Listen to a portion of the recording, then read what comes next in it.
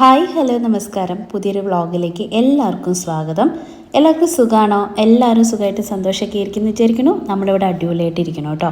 നമ്മളിന്ന് കോട്ടയത്തെ ചേർത്തേൻ്റെ വീട്ടിൽ നിന്നും തൃശ്ശൂരിലോട്ട്, അതായത് എൻ്റെ വീട്ടിലേക്ക് പോരുന്ന ദിവസമാണ്. നമ്മൾ വന്നിട്ട് ഇപ്പോൾ ഏകദേശം 2 വീക്സ് ആവാറായിട്ടുണ്ട്. അപ്പോൾ ഇനി തൃശ്ശൂർ പൂരമൊക്കെ വരികയാണ്. അപ്പോൾ അതൊക്കെ കൂടിയിട്ട് വേണം നമുക്ക് തിരിച്ച് ബാംഗ്ലൂരിലോട്ട് പോകാനായിട്ട്. അപ്പോൾ അതുകൊണ്ട് ഞങ്ങൾ ഇന്ന് തിരിച്ചു പോവാണ് കേട്ടോ. അപ്പോൾ ഞാൻ ബാഗും പെട്ടിയൊക്കെ ശരത്തേട്ടൻ ഓൾറെഡി എടുത്ത് താഴത്തേക്ക് കൊണ്ടുപോയിട്ടുണ്ട്. ലാസ്റ്റ് മിനിറ്റ് കൊണ്ടുപോകുന്ന ചില സാധനങ്ങൾ ഉണ്ടായിരിക്കുമല്ലോ, അത് മാത്രമാണ് ആ ബാഗിനകത്തുള്ളത് കേട്ടോ. അപ്പോൾ അങ്ങനെ ഞാൻ താഴത്തേക്ക് വരുമ്പോൾ ഇവരെല്ലാവരും ഫുഡ് കഴിക്കാനായിട്ട്, അതായത് കാലത്തെ ബ്രേക്ക്ഫാസ്റ്റൊക്കെ കഴിഞ്ഞിട്ടാണ് ഞങ്ങൾ പോകുന്നത്. അപ്പോൾ അതൊക്കെ കഴിക്കാനായിട്ട് ഇരിക്കുന്നുണ്ടായിരുന്നു. അപ്പോൾ ഞാനും പോയിട്ടിരുന്നു. രാവിലെ എണീറ്റ് ഞാനും അമ്മയും കൂടിയിട്ടാണ് അപ്പമൊക്കെ ഉണ്ടാക്കിയത് കേട്ടോ. കറി പിന്നെ അമ്മ തന്നെയാണ് വെച്ചിട്ടുണ്ടായിരുന്നത്. ഞാൻ പോകുന്ന തിരക്ക് കാരണം കൊണ്ട് കുറച്ച് ഐറ്റംസൊക്കെ എടുത്തു വയ്ക്കാനുണ്ടായിരുന്നു.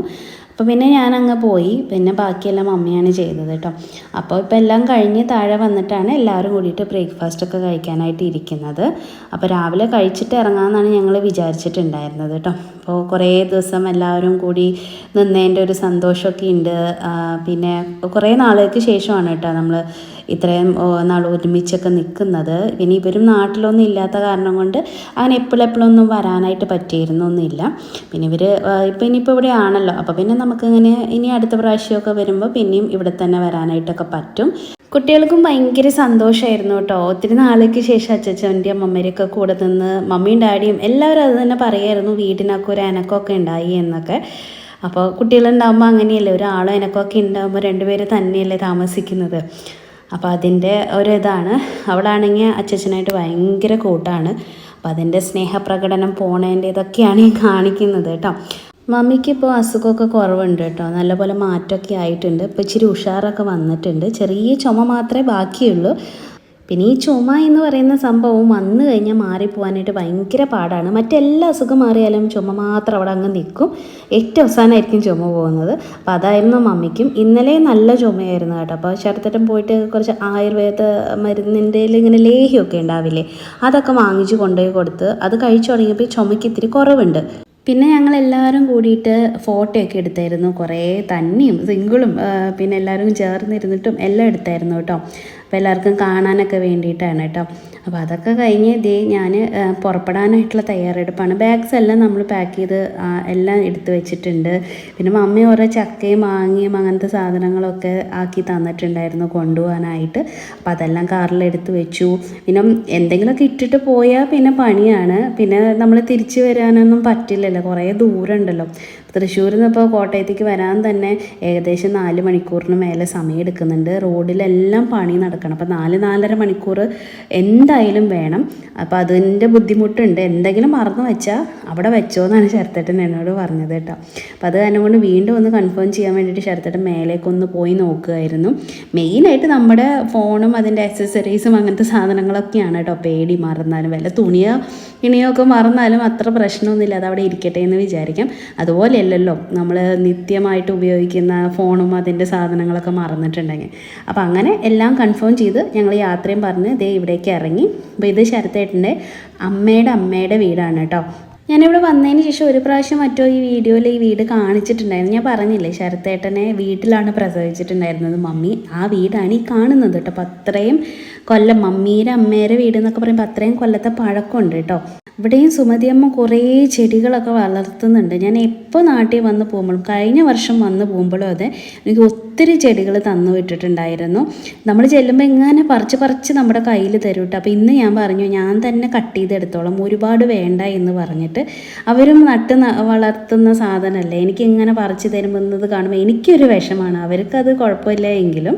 അപ്പോൾ അത് കാരണം കൊണ്ട് എനിക്ക് ആവശ്യമുള്ളത് ഓരോരോ തണ്ടായിട്ട് ഞാൻ തന്നെ മുറിച്ചെടുക്കുമായിരുന്നു. പല വെറൈറ്റിയുള്ള മണി പ്ലാന്റ്സും ഒക്കെ ഉണ്ട്. നല്ല ഭംഗിയിലാണ് നോക്കുന്നത് കേട്ടോ. എപ്പോഴും പറയും നിനക്ക് മാത്രമേ ഞാൻ തരാറുള്ളൂ, വേറെ ആർക്കും ഞാൻ കൊടുക്കില്ല എന്ന്. അത് എന്നോടുള്ള സ്നേഹം കൊണ്ടായിരിക്കാം, അല്ലെങ്കിൽ ശരത്തേട്ടനെ ചെറുപ്പം തൊട്ടേ കുറേ എടുത്തുകൊണ്ട് നോക്കിയും വളർത്തിയൊക്കെ ചെയ്തത് കൊണ്ടൊക്കെ ആയിരിക്കാം. എന്താണെങ്കിലും ആ ഒരു സ്നേഹം കാരണം കൊണ്ടാണ് നമുക്ക് ഇങ്ങനെ ചെടിയൊക്കെ തന്നു വിടുന്നത് കേട്ടോ. നമ്മൾ എന്തെങ്കിലും ഒരു സാധനം സന്തോഷത്തോട് കൊടുത്താലാണ് അത് നന്നായിട്ട് വരുള്ളൂ എന്ന് ഞാൻ കേട്ടിട്ടുണ്ട്. അപ്പോൾ ഈ സുമതിയമ്മ തന്നിട്ടുള്ള എല്ലാ ചെടിയും ഇപ്പോഴും എൻ്റെ കയ്യിലുണ്ട് കേട്ടോ. എല്ലാം നന്നായി വളർന്നൊക്കെ നിൽപ്പുണ്ട്. എന്നോട് ചോദിക്കുകയായിരുന്നു ഇതൊക്കെ വളർന്നോ എന്ന്. അപ്പോൾ ഞാൻ പറഞ്ഞു നന്നായിട്ട് തന്നെ ഇരിപ്പുണ്ട് എന്ന്.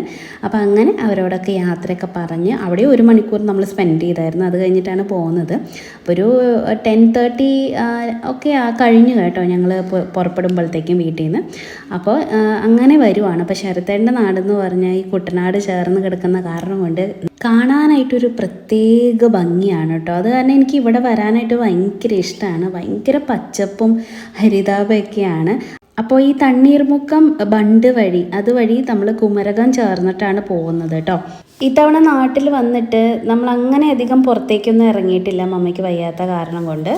അപ്പോൾ ഈ ഗ്രാമഭംഗി നമ്മുടെ കേരളത്തിൻ്റെ ഭംഗിയൊന്നും കുട്ടികളെ കാണിക്കാനോ ഒന്നും നമുക്ക് സമയം കിട്ടിയില്ലായിരുന്നു കേട്ടോ.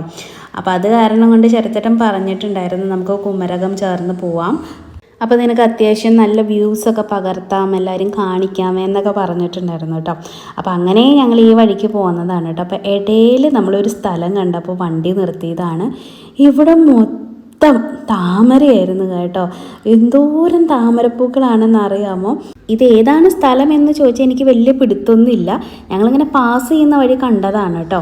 ഇത് കണ്ട വശം ഞാൻ വണ്ടി നിർത്തിച്ചു. ശരത്തേട്ടൻ കാറിൽ നിന്ന് ഇറങ്ങിയില്ല. പിക്കും അതവനൊന്നും ഇതൊന്നും കാണാൻ വലിയ ഇൻട്രസ്റ്റ് ഒന്നുമില്ല. പക്ഷെ തനുകുട്ടി എൻ്റെ പോലെ തന്നെയാണ്, ഇതൊക്കെ കാണാൻ ഭയങ്കര ഇഷ്ടമാണ്. അപ്പോൾ താറാവ് നോക്കിക്ക് എന്ത് ഭംഗിയാണല്ലോ കാണാനായിട്ട്. ചെറവറാന്ന് പോകുന്നുണ്ടായിരുന്നു.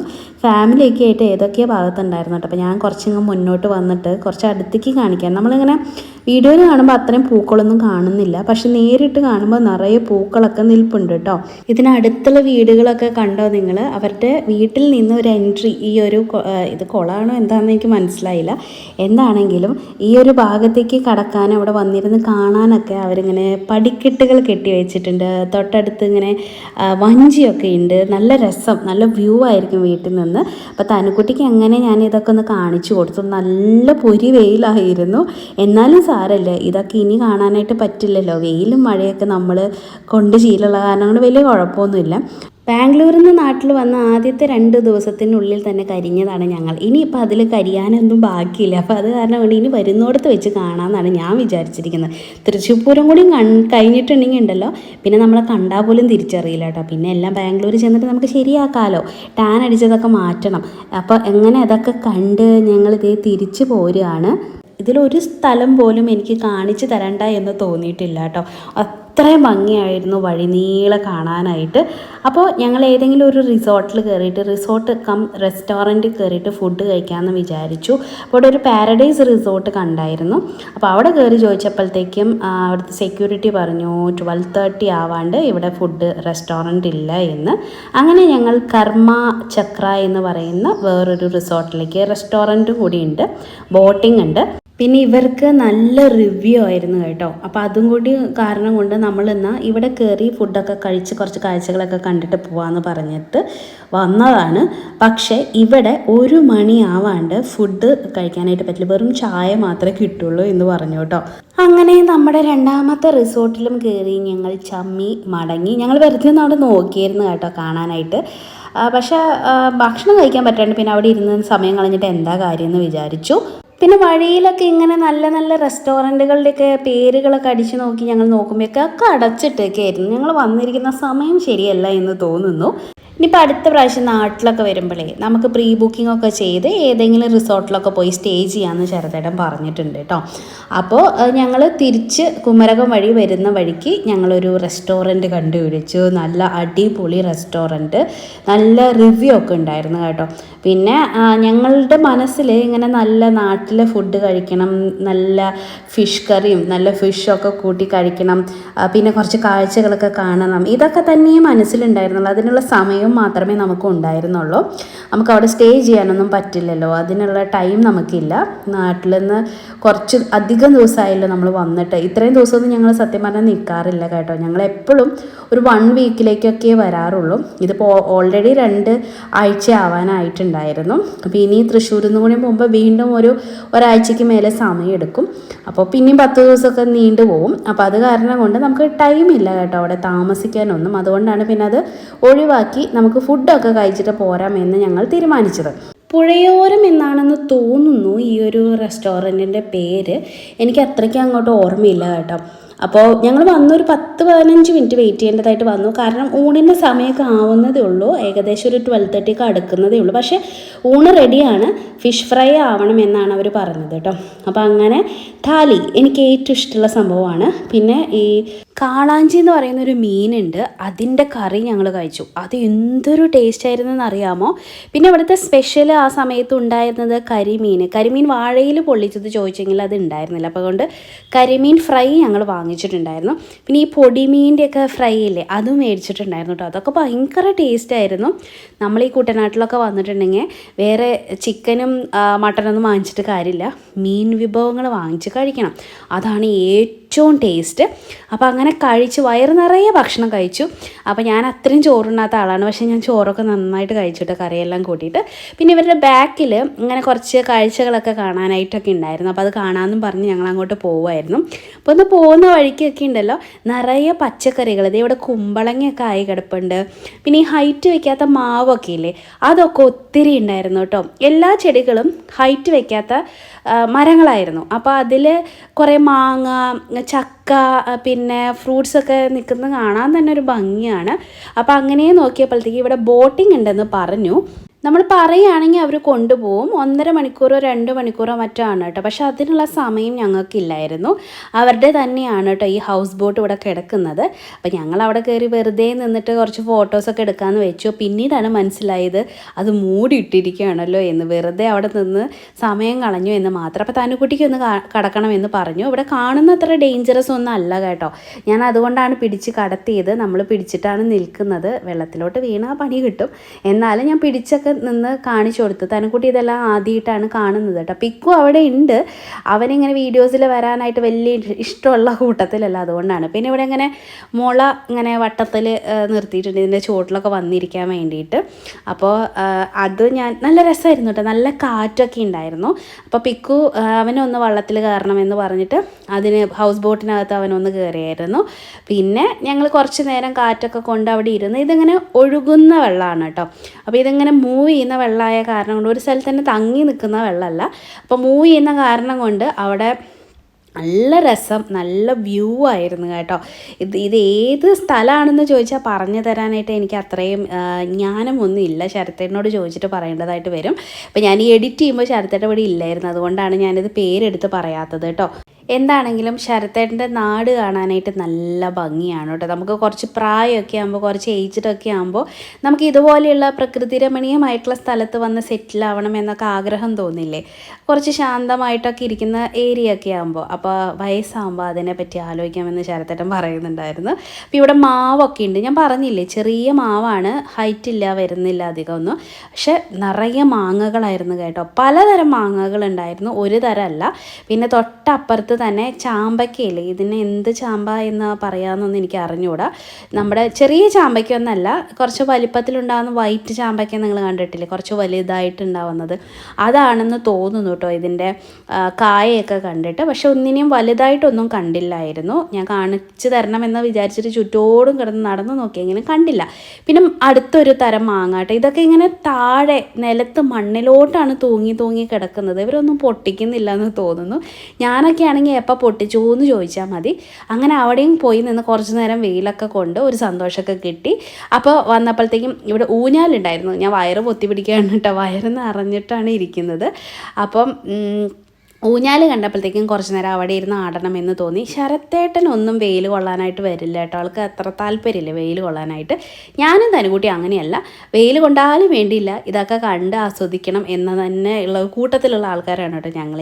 അത് കാരണം എല്ലാം പോയി കണ്ട് ഊഞ്ഞാലും ആടി ഒക്കെ സന്തോഷത്തോടെ കൂടിയിട്ടാണ് നമ്മൾ പോരുന്നത്. അപ്പോൾ ഞങ്ങൾക്ക് ഏകദേശം ബില്ല് 1522 വന്നത്. അതിനുള്ള ഫുഡ് നമ്മൾ കഴിച്ചിട്ടും ഉണ്ടായിരുന്നു കേട്ടോ. ഇതിലേറ്റവും കൂടുതൽ വില വരുന്നത് കരിമീനാണ്. അപ്പോൾ അത് വെയ്റ്റിനനുസരിച്ചാണെന്നാണ് ആ ചേട്ടൻ പറഞ്ഞത്. 520 രൂപയും മറ്റുമാണ് കരിമീനിനും ഒരെണ്ണത്തിന് മാത്രം വന്നത് കേട്ടോ. പൊടിമീൻ ഫ്രൈ ഒരു പ്ലേറ്റ് 240 രൂപയോ മറ്റോ ആയിരുന്നു. അങ്ങനെ ഞങ്ങൾ 2 പ്ലേറ്റ് വാങ്ങിച്ചു. കാരണം പിക്കുനും തനുവിനും അതായിരുന്നു ഇഷ്ടം. അപ്പോൾ ഫിഷിൻ്റെ വിഭവങ്ങളാണെങ്കിൽ ഇതിനൊക്കെ നല്ല റേറ്റാണ് കേട്ടോ. ഞങ്ങളപ്പോൾ വീണ്ടും ഭക്ഷണമൊക്കെ കഴിച്ച് ഇതേ യാത്ര തുടരുന്നു. ഇത് വൈക്കം ശിവക്ഷേത്രമാണ് കേട്ടോ. അപ്പോൾ ഈ വഴിയാണ് നമ്മൾ പോകുന്നത്.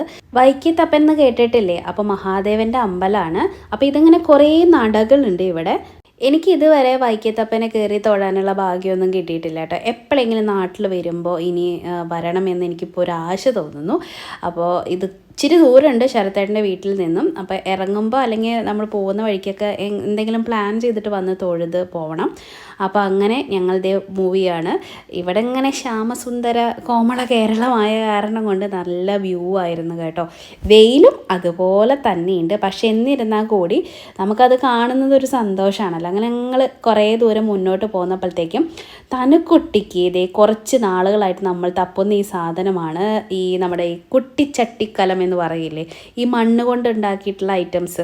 എൻ്റെ ചെറുപ്പത്തിൽ എനിക്ക് ഒത്തിരി ഉണ്ടായിരുന്നു എൻ്റെ കയ്യിൽ. അപ്പോൾ എൻ്റെ ഒരു ആഗ്രഹമാണ് തനുകുട്ടിക്ക് അത് വാങ്ങിച്ചു കൊടുക്കണമെന്ന്. ഫൈനലി ഞങ്ങളൊരു ചെറിയൊരു ഏരിയയിൽ ഈ ഒരു ചേച്ചി വിൽക്കുന്നത് കണ്ടു. അപ്പോൾ അവിടെ നിന്ന് അവൾക്ക് ആവശ്യമുള്ളതൊക്കെ വാങ്ങിച്ചു. എൻ്റെ ചേട്ടൻ്റെ മോൾക്ക് ജാനിക്കും കൂടി ഞാൻ വാങ്ങിച്ചിട്ടുണ്ട് കേട്ടോ. ഒരുപോലെ 2 പേർക്കും വാങ്ങിച്ചിട്ടുണ്ട്. പിന്നെ ഇടയ്ക്ക് വെച്ച് വേറൊരു ട്വിസ്റ്റ് ഉണ്ടായത്, നമ്മൾ കൊച്ചി വഴിയല്ല വന്നത് ആക്ച്വലി. പക്ഷേ അതിൻ്റെ ഏരിയയിൽ കൂടിയാണ് കടന്നു പോയത് കേട്ടോ. അപ്പോൾ അത് കാരണം കൊണ്ട് എനിക്ക് വൈറ്റിലെ ആ ഭാഗം ഒരു 15 മിനിറ്റാണ് ഞാൻ ഫോണിൽ നോക്കിയപ്പോൾ കണ്ടത് ഇഹ ഡിസൈൻസ് എന്ന്. അപ്പോൾ ഒരുപാട് നമ്മൾ ഈ ഫേസ്ബുക്കിലും അവിടെ ഇവിടെയൊക്കെ ഇതിൻ്റെ ആഡ് കണ്ടിട്ട് എനിക്ക് എപ്പോഴും ഒരു ആഗ്രഹമായിരുന്നു. അത് ആലപ്പുഴയിലായിരുന്നു അവരുടെ ആദ്യത്തെ ഷോറൂം.